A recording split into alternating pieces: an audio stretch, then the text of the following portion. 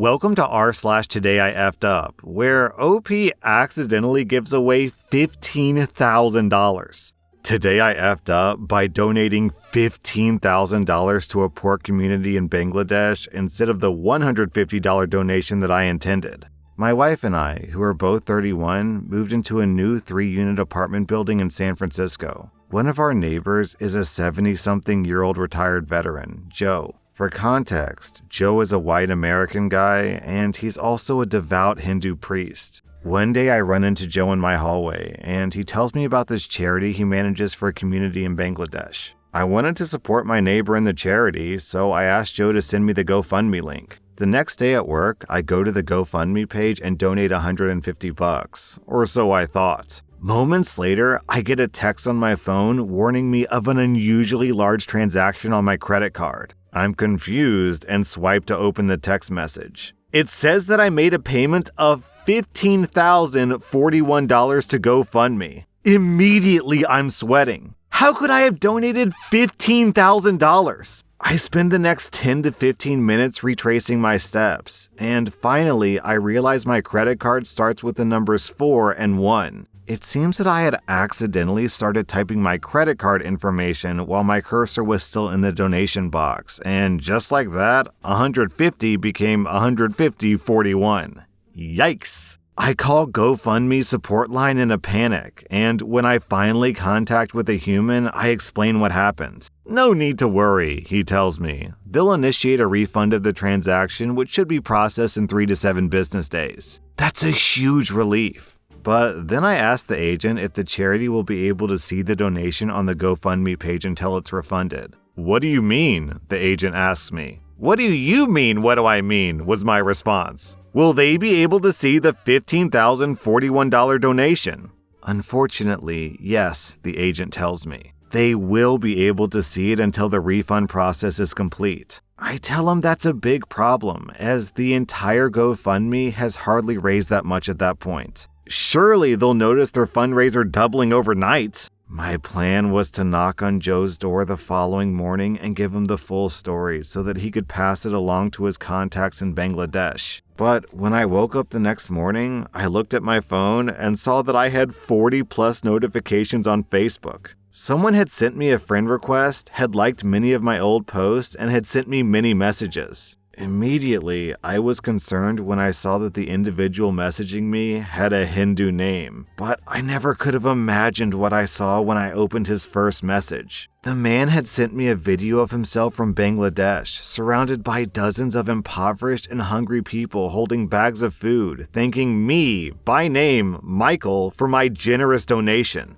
A big round of applause for Michael! Yay! At that point, I've leapt out of my bed and I'm pacing. Part of me wants to scream. Part of me wants to crack up laughing. I start swiping through the man's messages, and it's picture after picture after picture of poor Bangladeshis thanking me for my kind donation. Literally hundreds of photos of frail, elderly, disabled, and malnourished individuals holding signs with my name.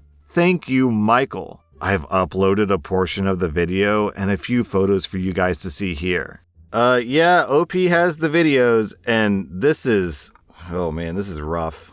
It is very, very clear from these photos that these people do need all the help they can get. Needless to say, I couldn't live with myself just donating $150 after seeing how the community responded to $15,000. I decided the least that I could do was add a zero, and so I donated $1,500 once the original donation was refunded. The charity's host was incredibly gracious and understanding, so he explained to me that $1,500 goes very far in Bangladesh for urgent food relief. Here's the charity's new GoFundMe link if you want to check it out. Ultimately, I think the whole experience was a win-win. I helped a great cause and got a funny story out of it. And if anyone wants to check out their GoFundMe, I'll add the link to the description of this video. Oh hey, there's an update! Last week, I posted one of my life's most embarrassing stories on Today I F'd Up about the typo that caused me to donate $15,000 to the Bangladesh charity instead of the $150 donation I intended. At the time of my Reddit post, the charity's latest campaign had approximately $12,500 from 26 total donations. My neighbor, the organizer of the charity, had told me the charity was running on fumes and looking to cancel some of its programs. Of course, I'd hoped that some Redditors might read my story and decide to help the charity, but I never could have expected the overwhelming reaction nor the incredible generosity of the Reddit community. "Watch this post blow up and a ton of Redditors donate" was one of the first comments the post received on Reddit, and that's exactly what happened. Over Memorial Day weekend, the charity raised over $55,000 from over 2,100 new donations. On Saturday, I had to explain Reddit to my 77-year-old neighbor and to the charity's team leader in Bangladesh. He called it Rebbit, as you can see in my pics. They were absolutely blown away by the reaction. Truly, they view it as a miracle. I received the following message from my neighbor. "Without a doubt, this is the biggest wave of support to arrive since we started. Doors that were closed can now be opened. Plans that were parked can now be put in motion. There's so much that we can now accomplish, all due to your idea to post what happened a while ago. Abundant resources require an equal level of responsibility, no less. I'm committed to see that these funds are applied carefully and continue to make a difference to those who need it most. Sometimes things just seem to work out for a reason." One Reddit donor commented, "Michael may have screwed up his donation, but hopefully his TIFU on Reddit has fixed that somewhat. Thanks to Reddit, the Bangladesh community will receive roughly 4 times the amount of the original donation that I'd refunded." It's awesome that Reddit is stepping up to help, but as a member of the YouTube and podcast community, I feel like I also have to step up. So I'm donating $1,000 to the charity, and I'm hoping some of my fans donate as well. You can find the link to the charity down in the description.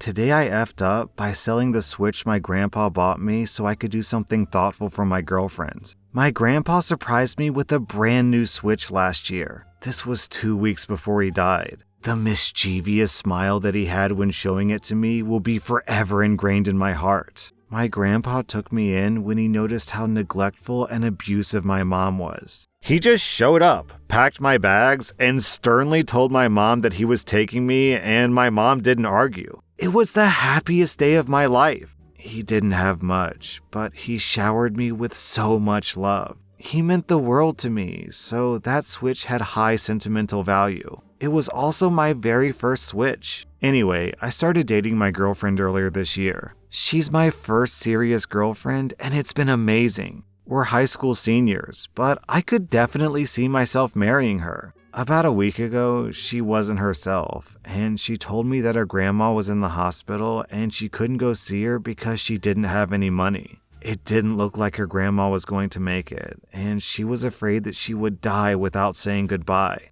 I spent a few days contemplating on how to help her. I didn't get the chance to say goodbye to my own grandpa because I was at school when he died, so I know that pain. I gave it a lot of thought. Then I decided that maybe I could sell my Switch. It would probably mean everything to my girlfriend. It was an easy choice, but I did it, then gave her the money. She left to go see her grandma, and after that, I couldn't reach her. I understood that she had a lot going on, so I waited for her to contact me. The following day, I saw her friends' Instagram stories. They were at a music festival hanging out with some random guys, and my girlfriend was there. I didn't know how to confront her, so I just blocked her on everything. Too long, didn't read. I sold a very sentimental item to do something thoughtful for my girlfriend, and I regret it. OP, I really don't think that you should regret this, because it seems like your grandfather has a supernatural ability to protect you from toxic women. First he did it with your mom, then he did it from beyond the grave with your toxic girlfriend. You said you were thinking of marrying this girl? OP, your grandpa and your grandpa's Switch did you a huge favor here. Cut your losses, buy some flowers for your grandpa's grave, and move on, my friend. Honestly, it's difficult to over-exaggerate just how toxic someone has to be to manipulate their boyfriend into thinking that their grandma is dying to get money for a music festival when you know that this person has trauma about their dead grandpa. OP, man, you dodged a bullet, my friend. Today I effed up by injuring a heart surgeon in the middle of heart surgery. I'm an assistant in heart surgery. I work with over a dozen different surgeons. I work with one doctor who's like an OG heart surgeon. He's been around forever, seen it all, done it all, nothing really bothers him. He's very quiet and reserved during surgery. I'm new here, so I'm really trying to make a good impression. The surgery that I worked on before the surgery with this doctor was literally the smoothest case I've ever assisted. I was truly a step ahead during the entire surgery, and the surgeon didn't have to ask me for anything because I was already doing it. It felt so great. So when I saw that my assignment was to work with this doctor, I was super pumped to get a chance to build on how great the previous case went. So there we are in the middle of surgery.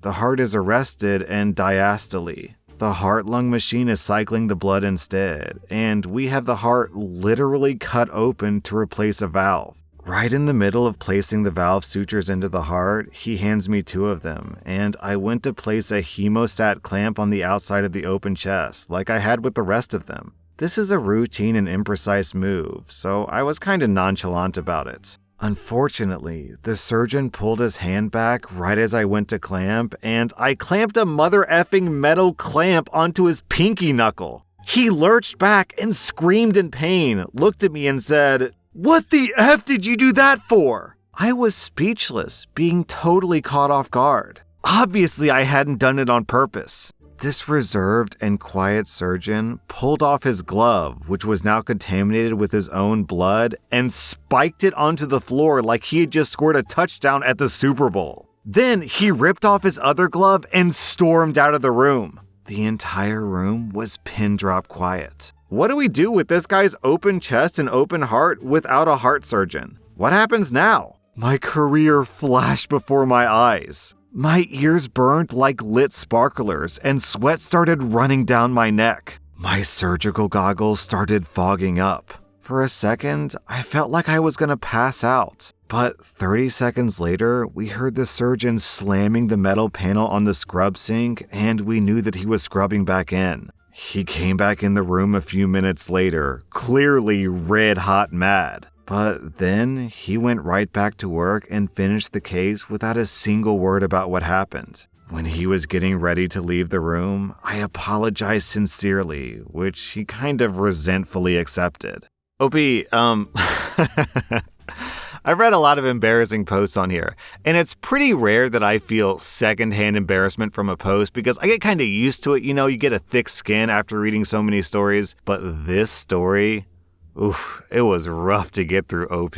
I felt embarrassed for you. You injured the hands of a world-class heart surgeon in the middle of a heart operation. OP, I hope you don't get fired, but if you do get fired, I wouldn't be surprised.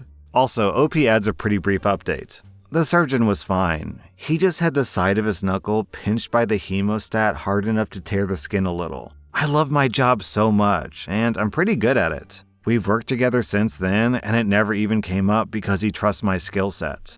Today I effed up by complaining about a LYFT incident, and then getting doxxed by their official account after hitting the front page. You may have seen my original post this morning about how I had a LYFT driver pressuring me to give him my personal phone number and email address before my ride. I felt unsafe and canceled. Even after escalating, LYFT refused to refund me. Only after my post hit 3 million views did they suddenly try to call me and they offered me my $5 refund. But get this. Suddenly, I'm getting tagged and I discovered that their official account has posted for the first time in ages and doxed me in the thread. Instead of tagging my username, since I posted anonymously, their post read, "Dear, my real name." And here's the kicker, that's normally a bannable offense. Instead, the comment was removed by the moderators from the thread, but it hasn't been removed from their profile, nor has their profile been banned as a normal user would be. It's still up.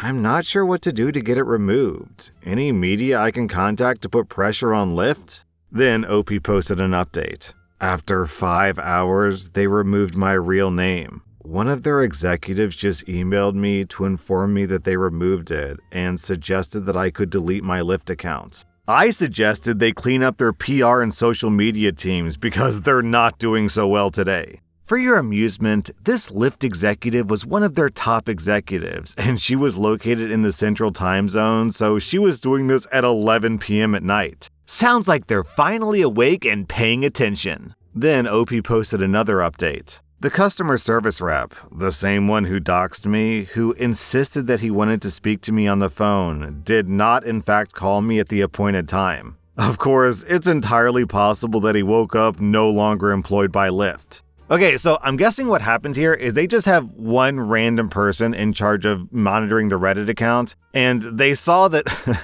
OP's post was going viral, and that pissed them off because it gave them work to deal with. So their response, idiotically, was try to dox OP, which backfired spectacularly, and they got fired for it, as they should be. So yeah, OP, this is a TIFU for you, but it's much more of a TIFU for the guy who doxed you. What makes this so bad is that OP canceled the original LYFT just because the person was trying to get her personal information, so LYFT responds by broadcasting her personal information across the internet.